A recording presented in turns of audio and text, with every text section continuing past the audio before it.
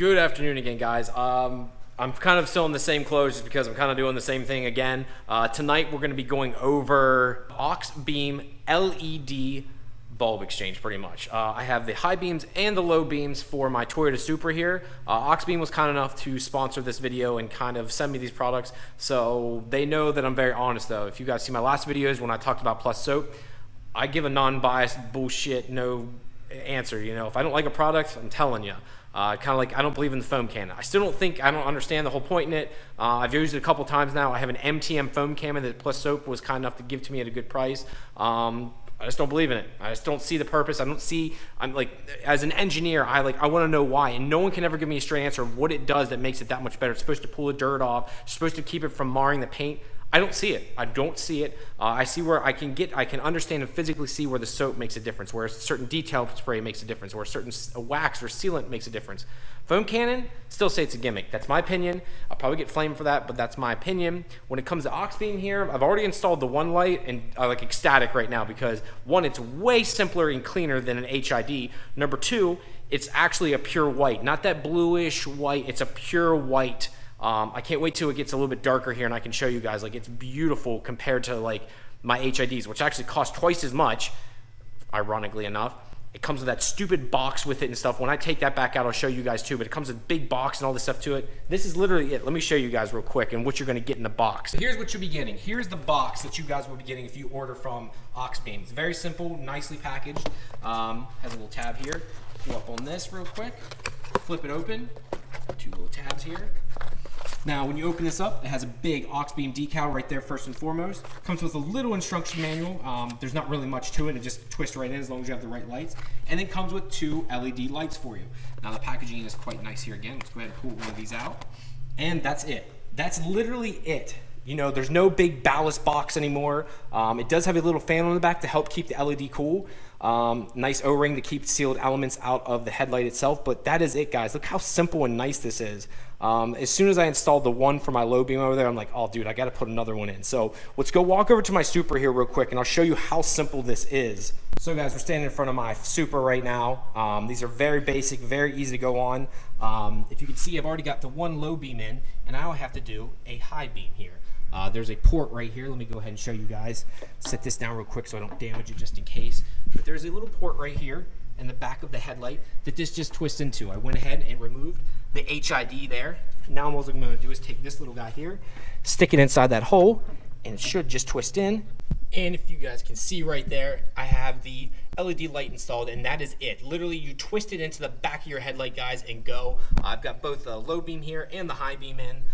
Let's go ahead and switch these on, and I'm going to grab some night footage here. But let's do a comparison. There's HIDs over here in the right, and then I have full LEDs in the high beam and low beam on this one. So let's go ahead and switch it over to the low beam first and just kick this on, see what it looks like. So let's go ahead and kick that on real quick, see what those lights look like. First off, the first thing I notice is the HID is very, very blue versus the LED, which is a crisp white. This is what I can tell right off the bat. Another thing you can tell, it really offsets because you can see how blue this looks down here, how cheap this LED, I have these cheap eBay ones, versus the nice white of the LED up here. I can't wait to see what this looks like at night and really test this out and go for a drive. Get this in-car video for you. Now let's kick on the high beams. Pull that forward. Now over here I have just a regular halogen bulb in there, but holy cow, can you guys pick that up? I'm not sure if you guys can even see that, but see how bluish and yellow that looks? You can see the halogen here in the high beam. You have a bluish looking light here for the LED or for the HID. Again, halogen yellow here for the high beam, and a bluish looking, it's supposed to be crystal clear, but it's like a bluish looking color for the HID. Then you come over here and you can see how white everything is. Almost doesn't even look like it's on camera. You can barely even like see it hitting the light itself. Like, it's just crystal clear white for both the high beam and the low beam here and the LEDs.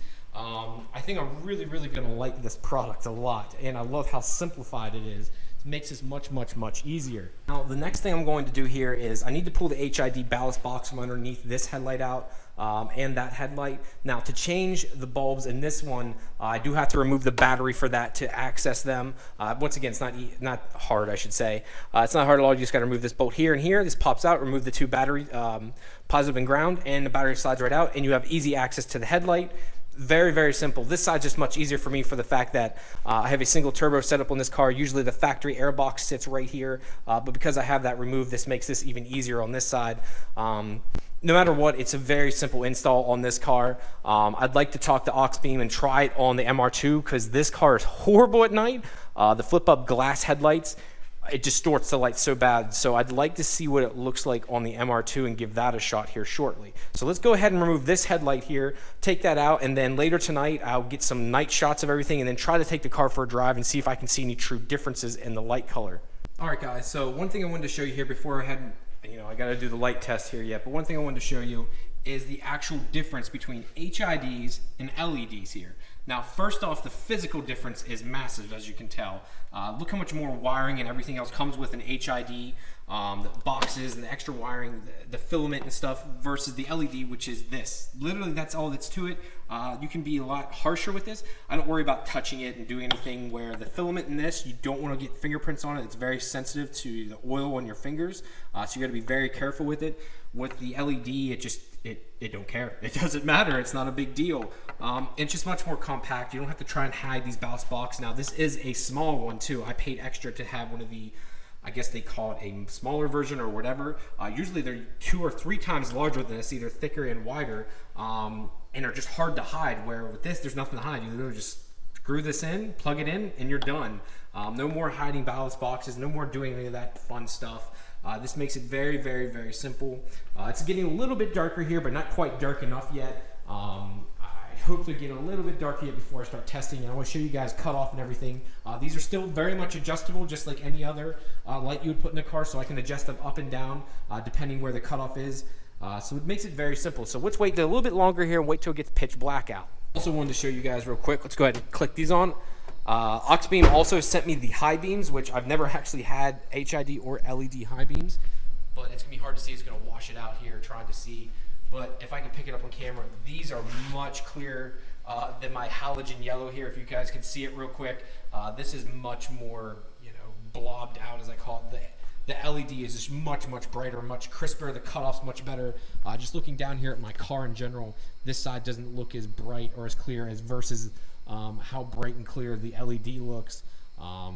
It's just all around, it's turning out to be much nicer to deal with. All right, now that we got the headlight situation taken care of, you guys saw that. Now I'm on to more electrical stuff. So when I bought this car, one problem it did have when I bought the MR2, the one known issue was the fact that the Tack didn't work. Apparently this is a common thing, and you have to just solder in 2 resistors.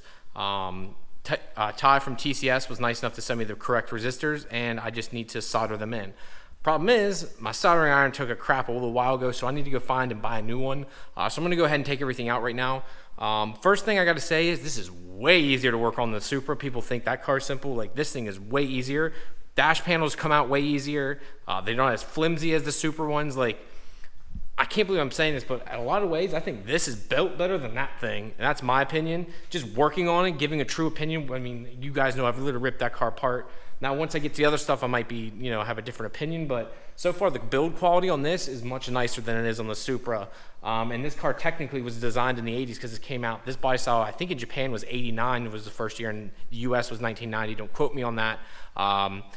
So yeah, I mean, I think the dash panels are a better material. The plastic seems thicker. A lot of stuff I'm taking off seems to be fitting better than what the Supra does. The Supra stuff just kind of presses in and just kind of sits there, which is fine, but then when you're driving down the road, you can hear creaking and cracking, where this car makes 0 noises.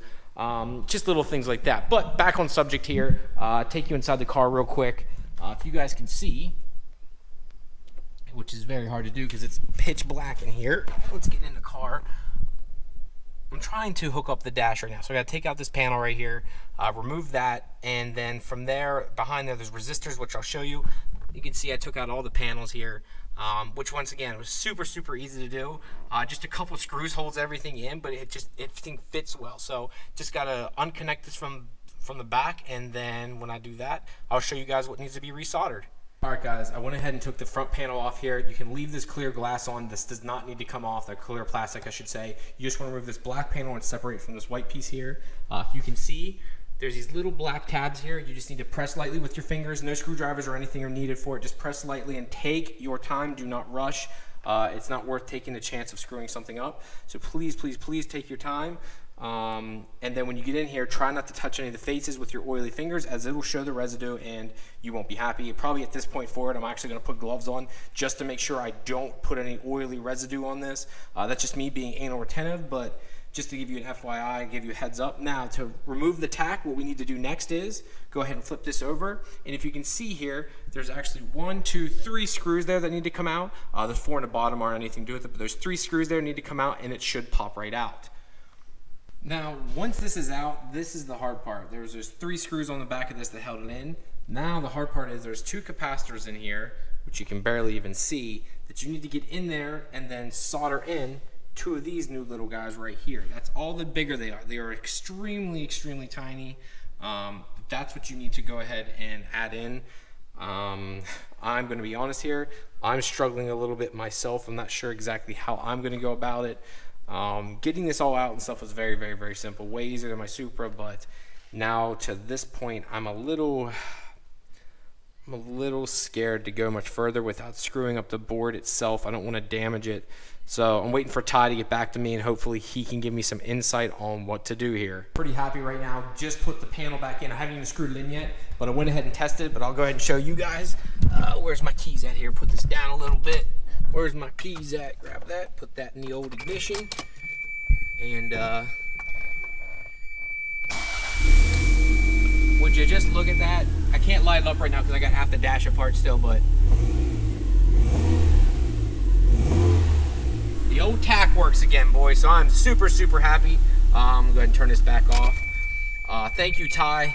God, that noise is annoying. Thanks, Ty, for helping me with that. We're all good to go. I just need to put the rest of the stuff away. Literally, all you guys need is a basic soldering iron, and I still have some old school solder from Radio Shack. God rest that place. That place is a dead legend. But shit, my door's still open, and it's making that horrible. MR2s have the worst door ringer. It is like the most annoying sound on earth. God. Unlike every other car, which makes like a door chime noise, nope, not an MR2. It just sits there and rings as loud as possible. Super annoying. So now it's a little bit darker out. The right, again, is HID. The left is LED. This looks much crisper and whiter and more beamer-ish. This looks too bluish, too fake-ish. And it really, these are really making my LED side markers look bad now because they look bluish, purplish, which I don't like. I wanted those to be a true white color.